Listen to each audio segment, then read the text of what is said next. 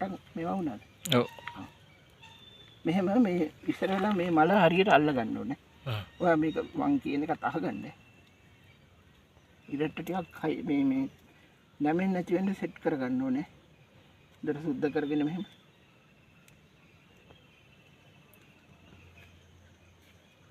ඊට පස්සේ මෙහෙම මල අතින් අල්ලගෙන හරිද?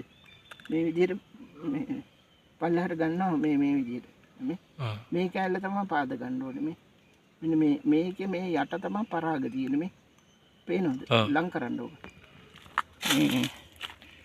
මේ මෙන්න මේ කොටසේ තමයි පරාග තියෙන්නේ. එතකොට මේක මෙතෙන්ද තමයි ගෑවෙන්න ඕනේ. මේක මේ බාධකයක් තියෙනවා පේනවද ඔයාලට මේ යටින් මේ තියෙන ටිෂු එකක් වගේ.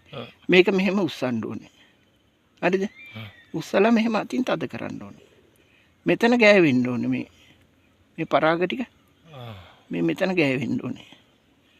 ඒක තමයි මල් පරාගණය කරනවා කියලා මේ උඩ තියෙන කහ පාට වගේ කෑලි. පේනවද? ඔව්. මේක මෙතන බාධක නිසා වැටෙන්නේ මෙතෙන්ට මේවා වෙන්නේ නැහැ. ඒක නිසා මෙහෙම තියලා මේවා පොඩි වුණා කියලා ප්‍රශ්නයක් නැහැ. මෙතන මෙන්න මේක තමයි බේර ගන්න ඕනේ. මේක තමයි කරලක් බවට පත් වෙන්නේ. හරි. තේරුණා? ඔව්. දැන් මෙහෙම මල දෙකට පලා ගන්න. මේක දැක්කනේ ඉස්සර වෙලා තිබ්බ මෙහෙම පුනීලයක් වගේ. හරි දැන් තේරෙනවනේ? ඔව්. මෙහෙම කෑල්ල උස්සුවා මෙහෙම තද කරා එච්චරයි.